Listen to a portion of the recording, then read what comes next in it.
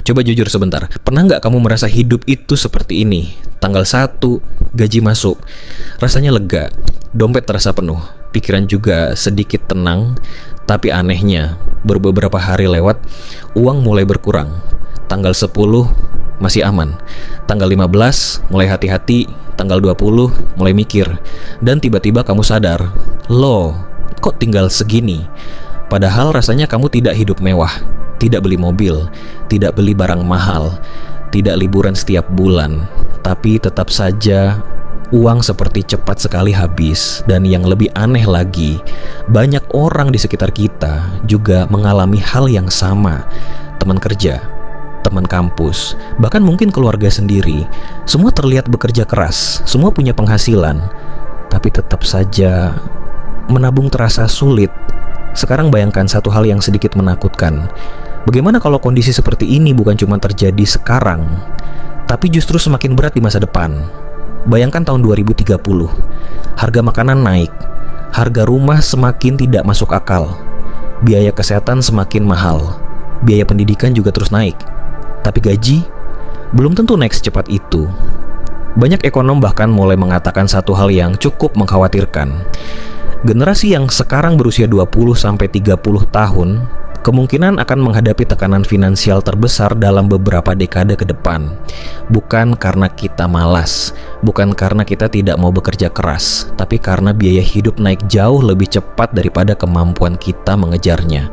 Dan pertanyaannya sekarang sederhana, tapi sangat penting. Kalau kondisi ekonomi benar-benar semakin sulit di masa depan, kalau krisis datang, kalau tiba-tiba hidup berubah, apakah kita benar-benar siap?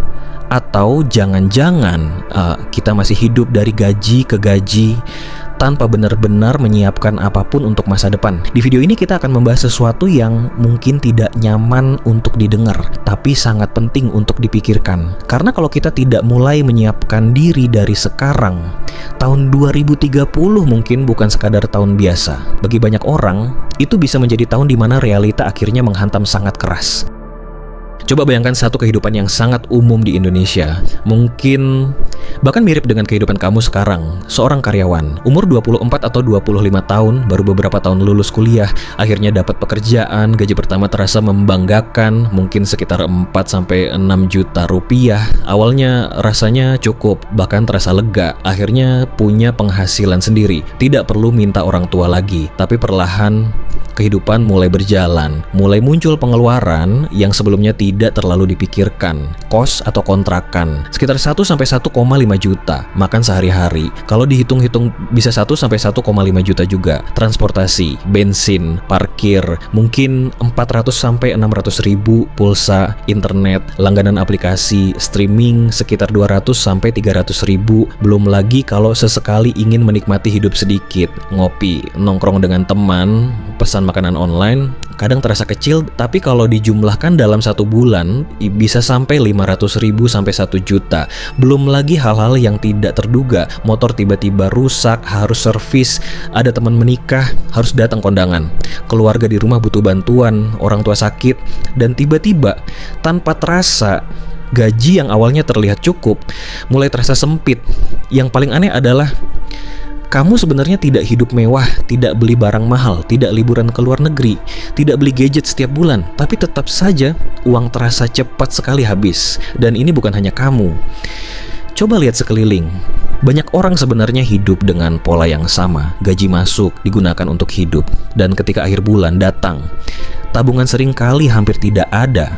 Banyak orang hidup seperti ini bertahun-tahun, tanpa sadar, tanpa benar-benar memikirkan masa depan. Sampai suatu hari, hidup memberikan satu pertanyaan yang tidak bisa dihindari. Kalau suatu saat sesuatu terjadi, seberapa siap sebenarnya kita? Dan di titik itulah banyak orang mulai sadar bahwa selama ini mereka hanya bertahan hidup dari bulan ke bulan, bukan benar-benar membangun masa depan. Ada satu hal yang cukup menyakitkan untuk disadari. Banyak orang merasa masalah keuangan mereka terjadi karena satu hal, gaji terlalu kecil. Memang benar, gaji yang lebih besar tentu membantu, tapi kenyataannya banyak orang yang gajinya naik tetap saja tidak punya tabungan, tetap merasa kekurangan, tetap hidup dari gaji ke gaji. Kenapa bisa begitu? Karena ada beberapa jebakan finansial modern yang sering tidak kita sadari. Jebakan pertama adalah gaya hidup yang ikut naik. Ketika gaji masih 3 juta, mungkin kita masih sangat hemat, jarang nongkrong, jarang beli kopi mahal, sering masak sendiri. Tapi ketika gaji naik jadi 5 juta, perlahan gaya hidup ikut berubah. Mulai lebih sering pesan makanan online, mulai lebih sering nongkrong, mulai membeli barang yang dulu rasanya ingin tapi tidak perlu. Tanpa sadar, kenaikan gaya hidup sering menghabiskan kenaikan gaji itu sendiri. Akhirnya kondisi kita tetap sama, tidak lebih miskin, tapi juga tidak lebih aman. Jebakan kedua adalah tekanan sosial. Hari ini kita hidup di zaman media sosial. Setiap hari kita melihat kehidupan orang lain. Teman liburan, teman beli mobil, teman beli rumah, teman upload foto di kafe mahal. Masalahnya adalah kita tidak melihat perjuangan mereka. Kita hanya melihat hasil akhirnya. Dan tanpa sadar, kita mulai merasa hidup kita tertinggal. Padahal seringkali itu hanya ilusi dari layar ponsel. Jebakan ketiga yang paling berbahaya adalah ini, hidup tanpa rencana keuangan. Banyak orang tidak pernah benar-benar menghitung berapa biaya hidup mereka, berapa yang mereka tabung, berapa yang mereka siapkan untuk masa depan. Selama uang masih cukup sampai akhir bulan, rasanya semua baik-baik saja. Padahal sebenarnya mereka sedang berjalan menuju masa depan tanpa perlindungan apapun. Dan inilah yang sering baru disadari ketika hidup tiba-tiba memberikan kejutan yang tidak kita harapkan. Sekarang mari kita bicara sedikit lebih dalam. Banyak orang berpikir krisis ekonomi itu sesuatu yang jarang terjadi, sesuatu yang mungkin hanya terjadi sekali dalam hidup. Padahal kalau kita melihat sejarah, krisis sebenarnya datang berulang kali. Indonesia pernah mengalami krisis besar tahun 1998. Banyak perusahaan tutup, banyak orang kehilangan pekerjaan, nilai uang jatuh drastis. Lalu dunia kembali mengalami krisis finansial tahun 2008. Banyak perusahaan besar bangkrut, banyak negara mengalami resesi. Kemudian di tahun 2020, dunia kembali terguncang karena pandemi. Banyak bisnis berhenti, banyak orang tiba-tiba kehilangan penghasilan. Dan pola ini menunjukkan satu hal penting. Ketidakpastian ekonomi adalah hal yang normal. Yang tidak normal adalah jika kita hidup seolah-olah semuanya akan selalu stabil. Masalahnya, banyak generasi muda sekarang tumbuh tanpa benar-benar dipersiapkan menghadapi hal ini. Di sekolah kita belajar banyak hal, matematika, sejarah, fisika, kimia, tapi hampir tidak pernah diajarkan tentang cara mengelola uang, cara membangun dana darurat, cara menyiapkan masa depan finansial. Akibatnya banyak orang baru belajar tentang uang ketika mereka sudah bekerja, ketika tanggung jawab sudah banyak, ketika tekanan hidup sudah tinggi, dan sering kali pembelajaran itu datang bukan dari buku, tapi dari kesalahan, dari utang, dari gaji yang selalu habis, dari kondisi darurat yang membuat panik. Dan inilah alasan kenapa banyak ahli keuangan mulai mengingatkan satu hal penting. Dekade menuju 2030 kemungkinan akan menjadi masa yang penuh perubahan. Teknologi berubah cepat, lapangan kerja berubah, biaya hidup terus naik. Artinya satu hal, orang yang tidak menyiapkan diri dari sekarang akan jauh lebih sulit mengejar ketertinggalan di masa depan. Dan masalahnya, kebanyakan orang baru mulai berubah ketika keadaan sudah terlanjur sulit. Ada satu momen dalam hidup yang sering membuat seseorang benar-benar tersadar tentang kondisi keuangannya. Bukan ketika gaji habis, bukan ketika harga makanan naik, bukan ketika teman-teman terlihat lebih sukses. Biasanya kesadaran itu datang ketika terjadi sesuatu yang tidak kita rencanakan.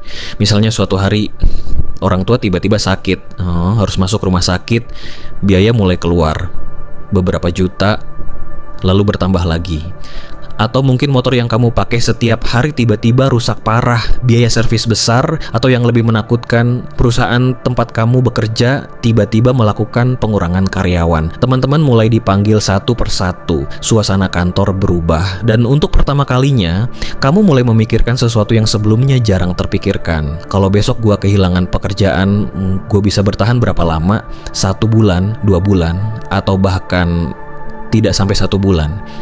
Di titik itulah banyak orang merasakan sesuatu yang cukup menakutkan. Bukan karena mereka malas bekerja, bukan karena mereka tidak berusaha, tapi karena mereka sadar satu hal yang selama ini tidak pernah benar-benar dipikirkan. Mereka tidak punya cadangan, tidak punya perlindungan finansial, tidak punya plan B.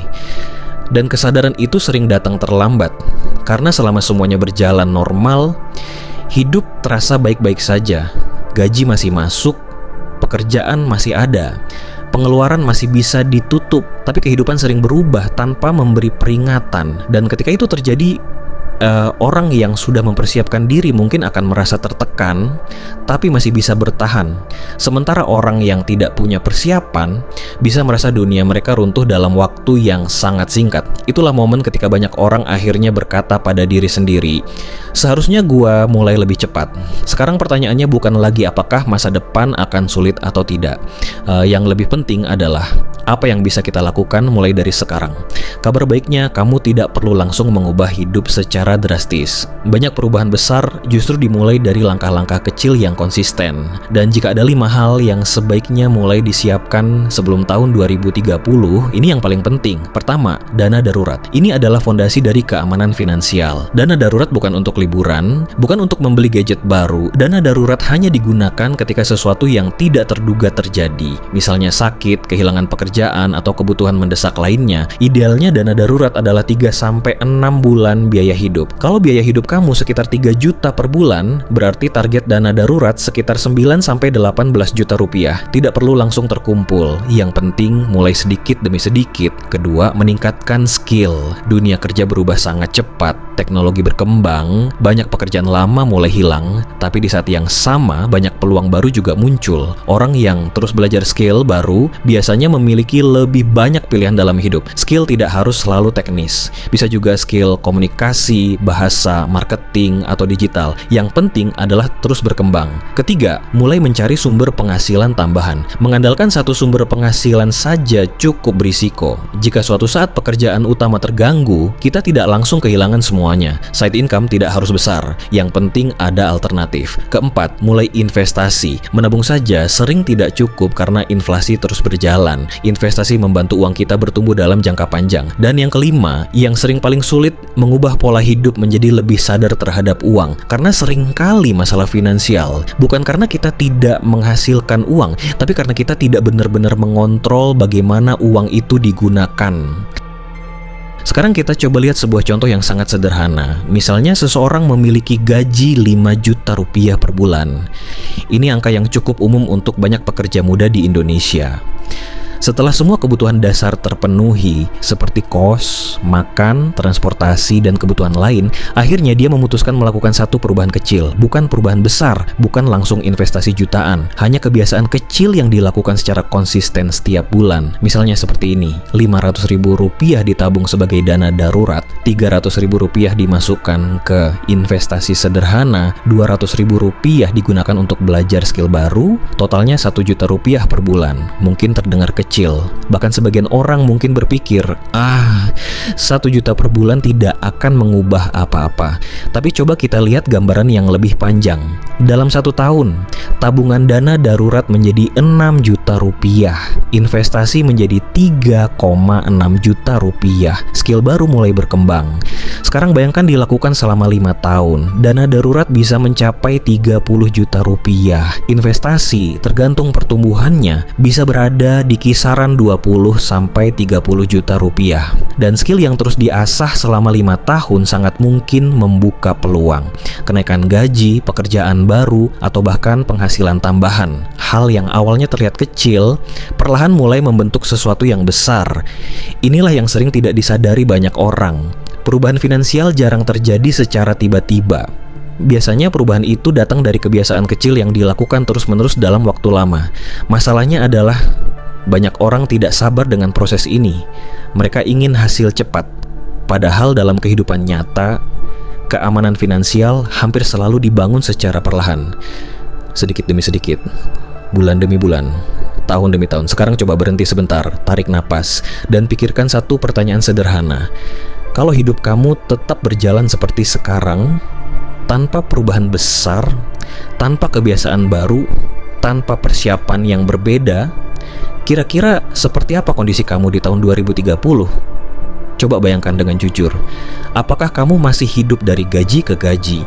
Masih menunggu tanggal gajian dengan perasaan lega? Masih merasa uang selalu habis sebelum akhir bulan? Atau justru kamu sudah mulai memiliki sesuatu yang berbeda? Tabungan yang cukup, dana darurat yang membuat kamu sedikit lebih tenang, investasi yang perlahan tumbuh, skill yang membuka peluang baru, kadang yang membuat masa depan terasa menakutkan, bukan karena kita tidak mampu mengubahnya, tapi karena kita tidak pernah benar-benar berhenti untuk memikirkannya. Kita terlalu sibuk dengan kehidupan sehari-hari, bangun pagi, kerja, pulang, istirahat, ulangi lagi, besok, hari demi hari berlalu, bulan demi bulan berlalu, dan tanpa sadar tahun demi tahun juga ikut berlalu, sampai suatu hari kita menoleh ke belakang dan berpikir, kenapa rasanya waktu berjalan sangat cepat? Padahal sebenarnya waktu tidak berjalan lebih cepat. Kita hanya tidak sadar betapa cepatnya waktu itu berlalu. Dan masa depan yang dulu terasa jauh, perlahan menjadi sangat dekat. Tahun 2030 mungkin sekarang terdengar masih lama, tapi kenyataannya itu hanya beberapa tahun lagi. Dan keputusan kecil yang kamu buat hari ini, entah itu mulai menabung, mulai belajar skill baru, atau mulai lebih sadar mengatur uang, bisa menjadi perbedaan besar antara hidup yang penuh tekanan atau hidup yang jauh lebih tenang di masa depan. Ada satu kesalahan yang sering dilakukan banyak orang ketika memikirkan masa depan. Mereka berpikir krisis adalah sesuatu yang jauh, sesuatu yang hanya muncul di berita, sesuatu yang terjadi pada negara lain, atau sesuatu yang mungkin tidak akan terjadi pada kehidupan mereka sendiri. Padahal sejarah sudah berkali-kali menunjukkan satu hal, krisis tidak pernah memberi pengumuman. Ia tidak datang dengan peringatan panjang, ia hanya datang, kadang tiba-tiba, kadang perlahan. Dan ketika itu terjadi, orang-orang yang sudah mempersiapkan diri mungkin tetap merasakan tekanan, tapi mereka masih punya ruang untuk bernapas, masih punya waktu untuk berpikir, masih punya pilihan. Sementara orang yang tidak punya persiapan seringkali harus menghadapi semuanya dalam kondisi panik, tanpa tabungan, tanpa cadangan, tanpa rencana. Dan itulah perbedaan yang sangat besar. Bukan antara orang kaya dan orang miskin, tapi antara orang yang siap dan orang yang tidak siap. Karena sebenarnya keamanan finansial jarang datang dari keberuntungan. Ia datang dari keputusan kecil yang diulang terus-menerus, menabung sedikit demi sedikit, belajar hal baru, menahan keinginan sesaat, memikirkan masa depan lebih serius. Hal-hal kecil seperti itu mungkin terasa sepele hari ini, tapi dalam beberapa tahun ke depan, itu bisa menjadi alasan kenapa hidup seseorang jauh lebih stabil dibandingkan yang lain. Jadi mungkin pertanyaan terpenting dari video ini bukan apakah krisis benar-benar akan datang, tapi pertanyaan yang jauh lebih jujur adalah ini. Kalau krisis itu datang, apakah kita sudah siap menghadapinya? Karena masa depan tidak berubah hanya karena kita berharap semuanya akan baik-baik saja. Masa depan berubah karena kita mulai membuat keputusan yang berbeda mulai dari hari ini.